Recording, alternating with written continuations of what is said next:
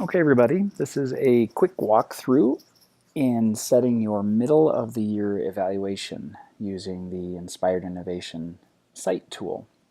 I'm going to walk you through from beginning to end, make some clarifications and so on, and hopefully make it so that it's a beneficial experience of watching this and make it so that you can get that middle of the year completed in good order. So I'm going to go ahead and log into the Inspired Innovation site. I have mine bookmarked up here on the top of my, right below the URL on my page here. So I'm going to log in, which if you are doing this as you watch, that's great, or you can do it afterward, but just log into Inspired Innovation, which for clarification's sake as I get in here, just remember that it is a jumping off point for a lot of different things, not just CITE. It is not just our evaluation tool, it is a portion of it. There's also Unit Builder, which you can have conversations in your building around what that means.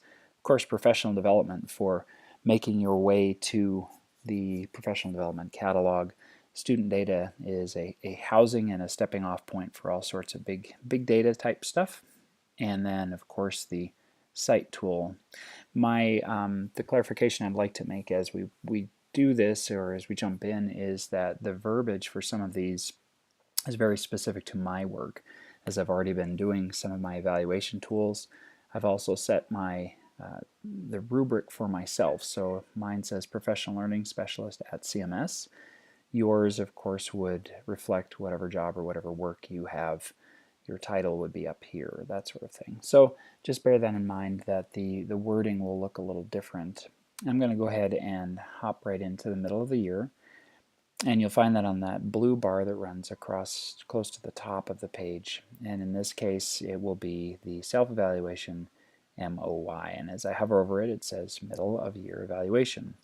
And I've gone in and started to put some responses down, and I'm going to go ahead and make some changes and things. And so, for example, in mine, and the 5 standards under the CITE tool are pretty straightforward, as far as if you look in the wording even in mine, you'll see world-class outcomes, balanced assessment, and that sort of thing.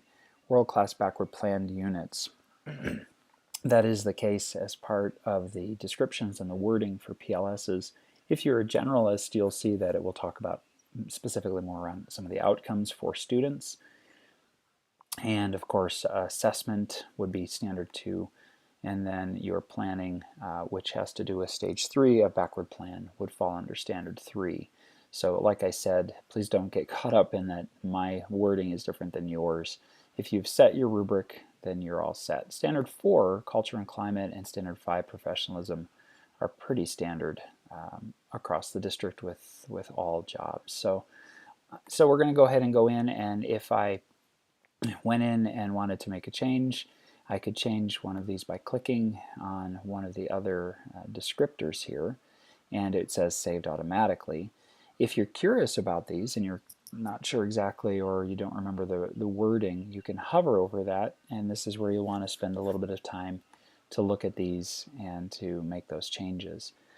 Now what's nice is you can also go in and give a little bit of a background story. So if I feel like at one point I was effective in this particular 1.2 area of working with teachers, that's obviously part of my job, and I felt like I've moved really into a highly effective place and I want to add some notes, I would put my notes here, and this would get shared with your evaluator and make for some good conversation, and you could save that there. So that's a great place to do that, and like I said, you can hover over and click on the items, whether those are highly effective, effective, partially effective, where you believe you have you've been really finding yourself in the work that you're doing as an educator or part of our education system. So as you make your way through, you'll see a continue button. As you get to the end of standard 5, you'll see complete, and that will by default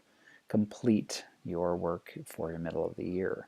And then your evaluator will see they have a bit of a scoreboard of sorts that shows which items are in process, which items are complete, and which items have not been completed. And so that will show up there, and you'll see that, and they'll see that and know that you have finished that work. So I hope this has been helpful, and I hope you'll find that you can finish the middle of the year work and get that completed and have that off your plate as well. And you can certainly let me know if you have any questions, and my email is mdwakefield@dcsdk12.org. Thanks, and I hope you have a great day.